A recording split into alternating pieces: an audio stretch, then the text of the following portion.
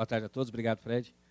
Primeiro, é uma grande satisfação estar aqui e uma grande responsabilidade, né? A responsabilidade é dupla, porque o período da manhã foi muito bom, né? Então tem que, no mínimo, manter o nível da conversa. E não é fácil, porque os que estiveram aqui pela manhã mandaram muito bem.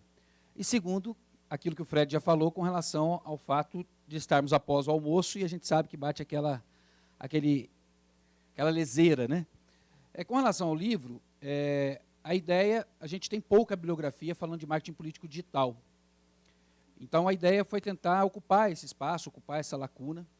E como a gente sabe que não é uma tarefa fácil fazer com que os políticos, principalmente, os assessores consomem informação, mas o político consumir informação é um pouco mais complicado, principalmente se a gente considerar um livro técnico. Então, para tentar burlar isso e tornar isso um pouco mais fácil de consumo, principalmente para a classe política, a gente construiu uma história. Então, eu peguei um personagem fictício, que é um professor de matemática do ensino médio, que nunca tinha sido político, nunca tinha sido candidato, e não gosta de redes sociais. Então, ele tem que aprender do zero como construir todo o trabalho de campanha dele, utilizando as redes sociais. E aí a gente vai citando a bibliografia, a gente tenta citar a bibliografia dentro do contexto da história, para não ficar aquela coisa maçante, né?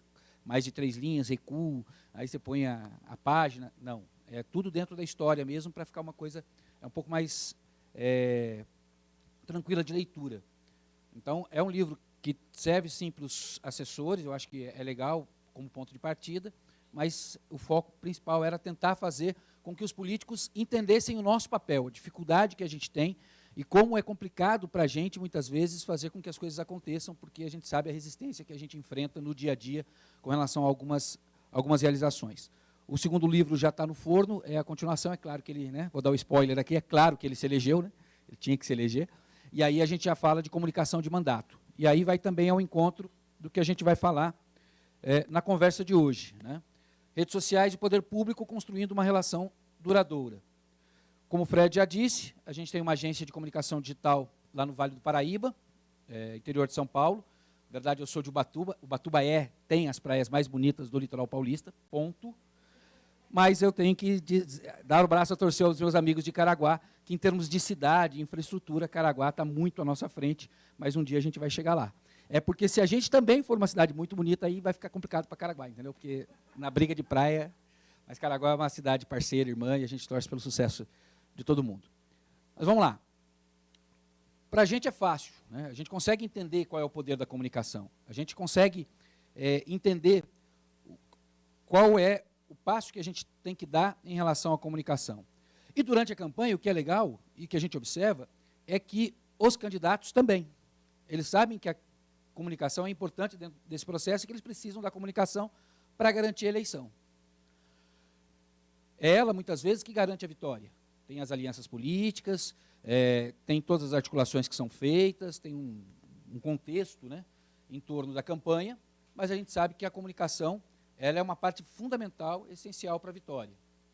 O problema é que depois da eleição, infelizmente, a gente observa que essa importância fica um pouquinho de lado, né? A gente percebe que, assim, durante a campanha nós vamos ganhar, depois da campanha eu ganhei, né? Eu até cito no livro que, assim, parece que baixa um espírito, né, no candidato, e como ele se elegeu, ele passa a ter todas as respostas, e aí isso dificulta muito o nosso trabalho, porque quando a gente chega com o caminho a ser seguido, ele vem e apresenta todas as justificativas para dizer que o que ele quer é mais importante e vai ser mais eficiente, mais eficaz do que aquilo que a gente está apresentando, mesmo que a gente apresente dados, mesmo que a gente apresente números para embasar a nossa colocação. E não deveria ser assim. Por um detalhezinho muito importante, o eleitor, depois, ele continua entendendo a comunicação como parte importante do processo. Ele continua querendo aquela atenção que ele teve durante toda a campanha eleitoral do candidato. E é muito legal, porque, assim, a gente faz os contratos terminam pela legislação eleitoral no dia da eleição, né?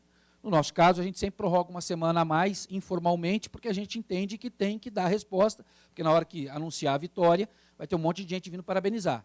E a gente vai dando continuidade a essas respostas, a essa conversa, pelo menos por mais uma semana, entre aspas, como cortesia do processo. O problema é que eu já ouvi de muito candidato que no dia seguinte ele quer tirar a página do ar. Né? Ele quer parar com o trabalho. Ou então, deixa quieto isso aí, porque em janeiro, quando eu assumir, a minha equipe de comunicação vai cuidar disso. Isso eu ouvi várias vezes. E aí você tem pelo menos 2 meses e meio, de ato entre o que acontecia na campanha e o que vai começar a acontecer no mandato. Isso é um problema que a gente tem muita dificuldade para resolver. Porque as redes sociais são, para o cidadão comum, uma grande ferramenta. Eu fiz um curso há um tempo atrás, e o palestrante, né, o responsável pelo curso, ele falou assim, mas na Suíça e no Canadá, as redes sociais não são utilizadas da forma como a gente utiliza no Brasil. O Brasil é um caso muito particular, e é mesmo. E por uma razão muito simples. As redes sociais no Brasil, elas têm um papel que elas não têm na Suíça e não têm no Canadá, porque na Suíça e no Canadá a coisa acontece. O dinheiro investido retorna em política pública. Então, ao retornar em política pública, ele não tem que reclamar que o buraco na porta da casa dele faz um mês que ninguém resolve. Porque não tem buraco na porta da casa dele. O que ele precisa discutir nas redes sociais, e aí muitas vezes os caminhos que ele utiliza quase sempre vão pelo caminho do site, muito mais do que pelas redes, é porque ele quer discutir política pública. O que nós vamos fazer com relação à educação, o que nós vamos fazer com relação à saúde. Ele não precisa pedir para tocar a lâmpada que está queimada há um mês na porta da casa dele. Ele não precisa pedir para cortar o mato, porque é o que muitas vezes a gente observa, principalmente nos pequenos municípios, que as redes sociais acabam utilizando, né, sendo utilizadas. Vamos lá. As redes sociais, então, são tábua de salvação. Se a população acha isso, como devemos agir para que as redes sociais sejam as nossas aliadas e a relação seja duradoura? Primeiro, não esquecer que redes sociais são pessoas falando com pessoas, não máquinas falando com máquinas. Relacionamento, conversa, diálogo. É bater numa tecla que todos nós já sabemos? É. Mas parece que muitas vezes, no mandato, durante a gestão, o político esquece disso. Ele esquece que as pessoas das quais ele se aproximou, elas querem continuar com essa aproximação, elas querem continuar com essa relação direta, elas querem continuar conversando com ele. E muitas vezes, ou ele terceiriza essa conversa, ou ele ignora essa conversa, ou ele acha que o papel das redes sociais é único e exclusivamente prestar conta do mandato. É apenas informar o que interessa para ele. E não é isso. Como em qualquer relacionamento, a relação só será duradoura se houver carinho e atenção. As pessoas querem carinho e atenção nas redes sociais. Redes sociais servem para quê? Informação e entretenimento. E relacionamento. Elas querem conversar com as pessoas e terem resposta. Não é isso que a gente faz durante todo o período de campanha? Não é fazer aquele trabalho que é doentio de ficar lá respondendo. Por que no mandato a gente vai achar que não é isso que o eleitor quer? O eleitor que passa a ser cidadão, né? Que passa a ter uma outra configuração. É exatamente isso que ele quer. E aí a gente tem que dar o carinho e a atenção. Até porque, se a gente não der carinho e atenção, ele vai procurar quem dê. Quase sempre a oposição. E aí acontecem coisas como essa, que é o prefeito de Mogi das Cruzes, região metropolitana de São Paulo.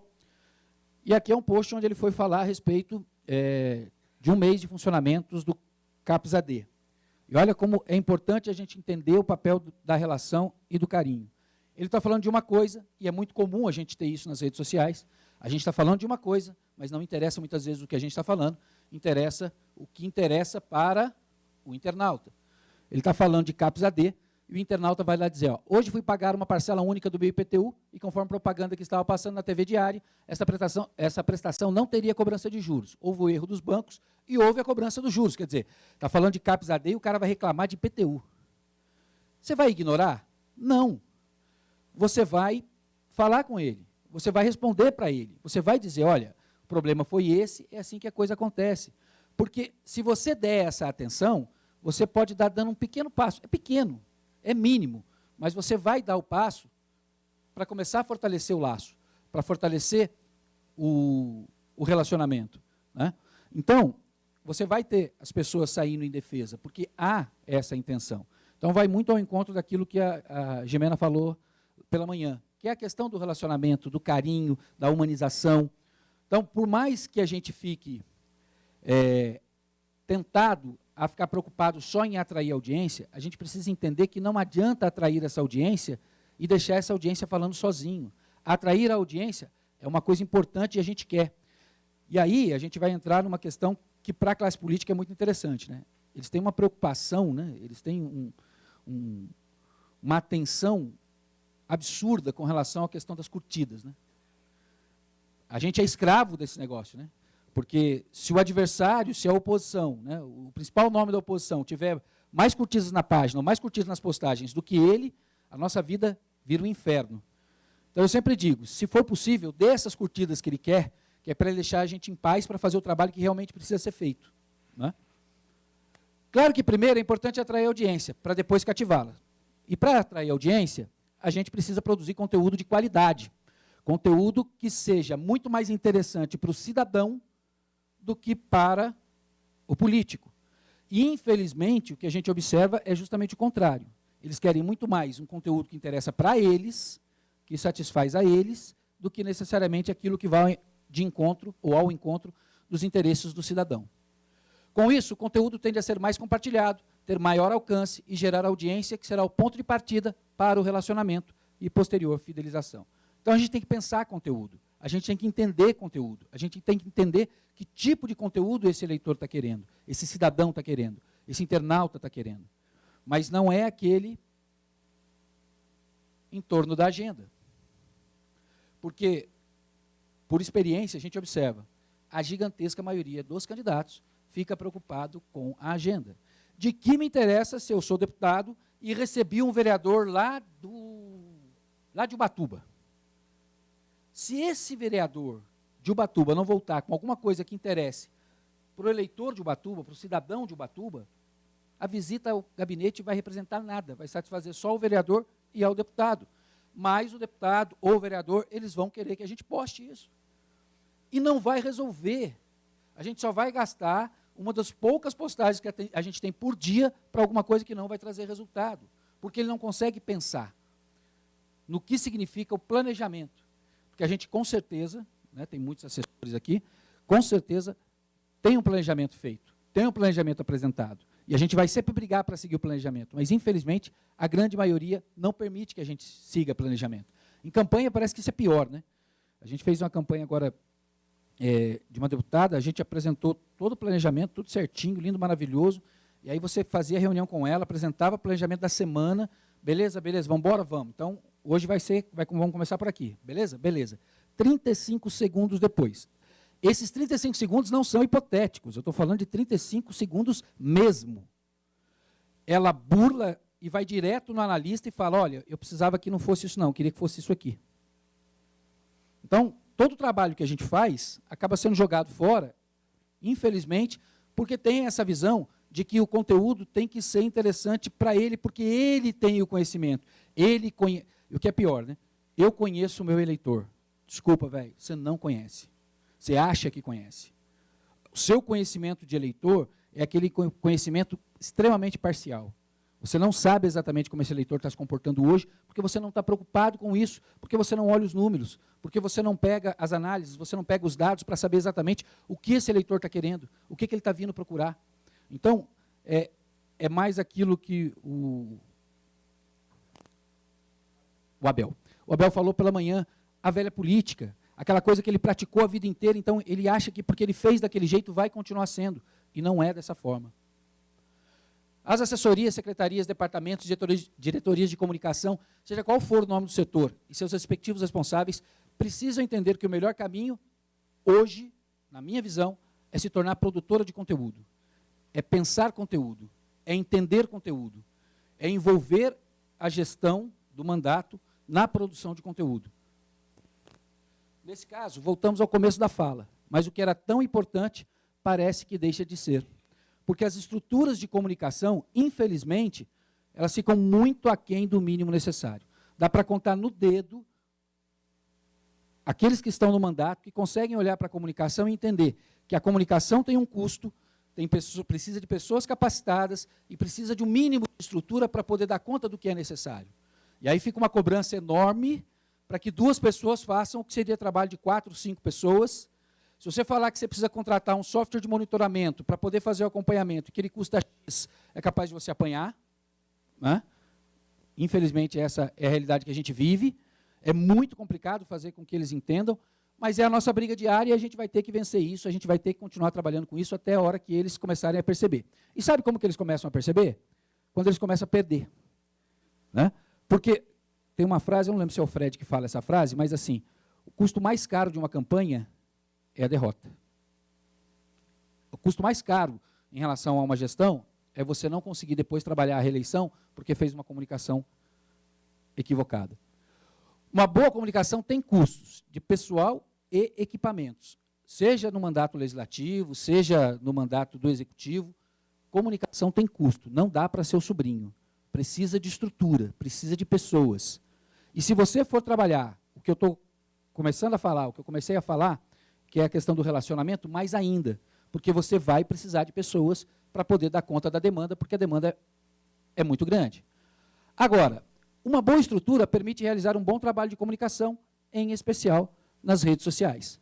Entendemos que o ideal é tornar essa comunicação individualizada, um a um, como é característica das redes sociais. Não é fácil e é preciso, como dissemos, de estrutura. É claro que existem realidades e realidades. Né? Nas cidades menores, fica mais fácil você trabalhar essa comunicação um a um. Né? Nos grandes mandatos, nas cidades maiores, em relação ao governo do Estado, isso se complica um pouco mais. A estrutura precisa ser maior, você precisa ter condições maiores. Mas quanto mais você conseguir transformar essa comunicação individualizada, atenta, um a um, mais ganhos você vai ter. Mais facilidade, mais possibilidade de fidelização você vai ter, porque as pessoas querem atenção. Precisamos do envolvimento dos diversos setores da gestão e um alinhamento constante com o setor de comunicação. Nesse caso aqui, eu vou falar especificamente das gestões nas prefeituras, nas gestões municipais. Tá? A comunicação pode ter uma visão global do processo, o prefeito pode ter uma visão global do processo, mas se não houver o envolvimento, dos outros secretários, dos outros setores, de nada vai adiantar. Porque se a nossa comunicação é um a um, se a nossa comunicação é para atender a um público que usa as redes sociais para reclamar da rua, nós vamos ter que resolver e começar a resolver questões que, em tese, são pequenas, mas que podem fazer uma grande diferença. Vamos conseguir resolver tudo? Não. É para conseguir resolver tudo? Não. Mas nós temos que, pelo menos, demonstrar que existe uma preocupação, que existe uma atenção e que existe uma vontade em resolver. Esse já é um passo. Esse já auxilia a gente no diálogo. Porque se a gente não der essa atenção, a gente não tem porta aberta para dialogar. A gente não tem porta aberta para dizer, olha, não consegui resolver esse problema aqui, porque está faltando dinheiro, mas ó, eu tenho certeza que ó, em maio a gente vai resolver essa questão. Ele vai ficar satisfeito? Não. Mas talvez ele não fique tão insatisfeito quanto ficaria se você ignorasse a colocação, o pedido, a solicitação. Isso bem trabalhado pode trazer resultados positivos que, somados, podem ajudar muito a melhorar e manter positiva a imagem da administração. Aqui temos esses casos em Lorena e Ubatuba, ambos em São Paulo, em que o atendimento individualizado mostrou-se extremamente satisfatório. A gente teve a possibilidade de acompanhar esse trabalho aqui, ó. Aqui era um caso de um cara que parava todo dia o carro dele na frente, carro da prefeitura, estacionado na frente da garagem de uma pessoa com um agravante. Essa pessoa estava fazendo tratamento de câncer e precisava sair todo dia para fazer tratamento. E todo dia tinha que fazer maior bagunça para conseguir tirar o carro lá, porque o cara saía. Né? É papel da Secretaria de Comunicação resolver isso aqui? Talvez não. Mas quando você resolve, você vai ter o cara agradecendo, você vai ter o cara se posicionando. Poxa, mas eu tenho que preocupar, dentro de uma gestão que tem 1 milhão de coisas para resolver, eu tenho que me preocupar com essas coisas? São essas pequenas coisas que começam a minar. Aqui uma outra situação. A prefeitura estava fazendo a limpeza do canteiro central na frente dessa casa, o cortador de grama bateu na pedra, a pedra bateu no vidro do carro do cara que estava na garagem. O cara foi reclamar, ele começou a detonar. É papel da Secretaria de Comunicação ligar para a empresa terceirizada da prefeitura e pedir para resolver o problema? Em tese, não. Mas quando você consegue deixar alguém responsável para fazer esse tipo de trabalho, e você consegue dar resposta, você tem um retorno positivo. Você tem as pessoas que começam a olhar e ver, olha, a prefeitura está preocupada com a gente. Qual é uma outra vantagem que eu vejo nesse tipo de ação? A pessoa começa a ver que ela tem resposta, ela tem atenção, ela começa a deixar muitas vezes de participar dos grupos ou de criticar na página dela para vir para a página da prefeitura. Aí você, que muitas vezes não tem condições de fazer monitoramento, porque a estrutura é pequena e o cara não vai deixar a grana para você contratar o software de monitoramento, você vai ter menos dificuldade, porque você vai conseguir gerenciar isso mais próximo de você na própria página. Por gentileza, e aí quando o resultado começa a acontecer, ele começa a te marcar. Ó. É na página dele, mas ele está te marcando. Ele está te chamando para a conversa. Né? Aí você vai para resolver o problema.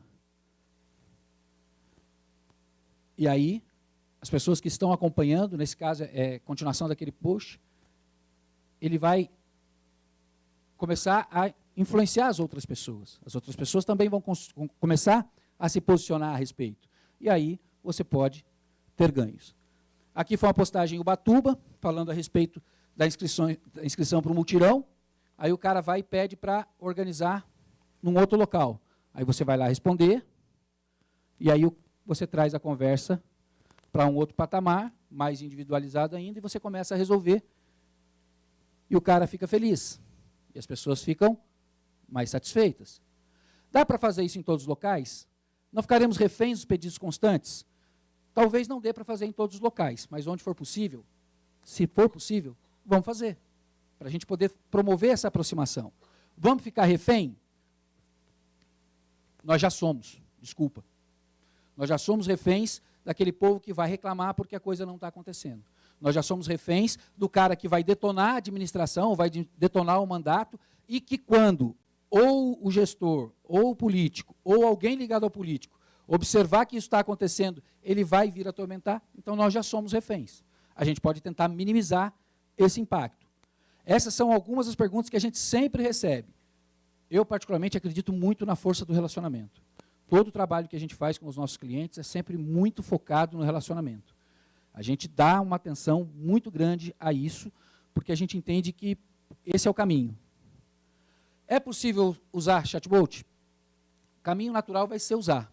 A gente, em breve, vai ter isso disseminado de uma outra maneira. A grande questão que eu coloco é que, nesses casos em especial, a gente ainda vai ter que avançar um pouco mais, porque eu não sei o quanto a gente vai conseguir mapear todas as solicitações, todos os pedidos, até porque muitos dos pedidos que chegam, né, ao deputado, ao vereador, ao prefeito, eles não chegam assim, olha, eu preciso que troque essa lâmpada. Né? Chegam assim, olha, minha avó teve neném, e aí eu lembro que em 1914, os caras escrevem um testamento que você vai ter que trabalhar muito bem para conseguir achar onde está o questionamento e o pedido que ele está fazendo. Então, a gente vai ter um caminho natural para usar, mas eu acho que a gente vai ter que avançar um pouquinho para que isso consiga dar o resultado que hoje o atendimento individualizado, personalizado, por meio de um analista, consiga alcançar. É claro que aí a gente vai estar falando de grandes volumes. Né? Para grandes volumes, sem dúvida, a gente talvez consiga resultados muito bons aí com o chatbot. Outra medida que pode auxiliar bastante é um grupo local para funcionar como uma central de combate a boatos. Alguém falou disso agora pela manhã, eu não lembro quem foi, da questão da central de boatos. Isso ajuda bem, isso a gente consegue alguns resultados. Aqui é o caso, por exemplo, na prefeitura de Ubatuba, nota de esclarecimento. Então, estavam questionando o centro cirúrgico, uma postagem que a prefeitura fez, estavam espalhando algumas informações que não eram verdadeiras. Então, você vem e aí você consegue trazer as pessoas para o lado. Né? Aí você consegue. É um trabalho que também não é a curto prazo, porque você tem que montar o grupo, tem que trazer as pessoas para cá, e aí vamos falar que, se você puder, você trabalha o envolvimento dos comissionados para que eles sejam multiplicadores desse processo. Isso hoje faz parte da função deles, participar desse processo de alguma maneira. Aqui também em Mogi, a Prefeitura de Mogi esclarece que cada caso exige atendimento específico, porque ali foi um paciente que reclamou que não estava tendo atendimento, que a coisa estava demorando e tal, e aí a Prefeitura, na central de boatos, foi lá e colocou, e aí você começa a ter as pessoas precisam buscar a informação correta na secretaria certa. Caramba, são 5 km de distância do centro do Brás Cubas até a Única, dá para ir a pé. Gente, otorrino é especialidade, não dá para ter uma em cada bairro. Então, quando você começa a colocar a sua versão, você, pelo menos as pessoas mais conscientes, você começa a trazer para o lado. São multiplicadores. O WhatsApp pode ser um aliado da gestão? Pode. Eu acho que a grande vantagem do WhatsApp é que permite a gente trabalhar bem a segmentação. Se eu organizar bem a minha base de dados, se eu organizar bem, eu não preciso falar uma coisa para todo mundo. Eu posso falar uma coisa para cada grupo. Então, no bairro X, vai ter a inauguração de um posto de saúde. É claro que no bairro Y as pessoas vão saber que vai inaugurar um posto de saúde. Mas quando eu coloco na página da prefeitura, por exemplo, que vai ter inauguração no bairro X, vai vir o pessoal do bairro Y para falar aqui, ó, por que não tem no meu bairro, só tem no bairro de lá? Se você faz um trabalho bem organizado, com um banco de dados segmentado, por bairro, bem trabalhado, você manda só para o bairro X. O bairro Y até vai saber, mas ele já não vai ter mais, talvez ele não tenha aquele estímulo, talvez ele não tenha aquela força para vir reclamar. Por quê? Porque não chegou de forma direta para ele. Então, é um caminho que a gente pode utilizar o WhatsApp. Outro, utilizar o WhatsApp também, montando grupos bem organizados para combater boatos. Então, o WhatsApp é uma ferramenta da qual a gente não pode abrir mão. Então, a tendência é que realmente a gente tenha a personalização. Vamos entrar na questão jurídica, na questão da impessoalidade, beleza. Mas a gente tem essa questão da personificação, que para o gestor não é ruim, porque quase sempre ele está pensando na reeleição, então, quanto mais ele trouxer isso para ele, o que a gente tem que entender é como que vai se dar essa relação. Né? Porque também, se ele for ficar replicando as coisas da prefeitura só, né, ele vai estar usando a máquina em benefício próprio. Então, você tem que fazer um processo de humanização também. Então, você tem que quebrar em alguns momentos, né, para que ele seja ele, para que ele seja o personagem da história. E que ele traga esse leitor para que esse cidadão também seja personagem junto com ele ali dentro. Às vezes, e aí a gente enfrenta, às vezes, alguma resistência, quando a Secretaria de Comunicação ela fica com ciúmes que a página do prefeito bomba mais. Você tem que quebrar isso, velho. O secretário tem que entender que, isso vai acontecer, não tem a ver com ele, tem a ver com a forma como a coisa acontece. Mas tentar equilibrar. Assim como ele não pode ser escravo da agenda, a própria página da prefeitura, eu particularmente entendo que ela também tem que ter equilíbrio. Entendeu? Ela também tem que ser, ela é uma prestadora de informação, mas ela tem que entender que ela precisa atender às necessidades do que o eleitor está buscando, do que o cidadão está querendo em termos de prestação de serviço. O equilíbrio é sempre o melhor caminho. Gente, muito obrigado, espero que tenha atendido às necessidades aí.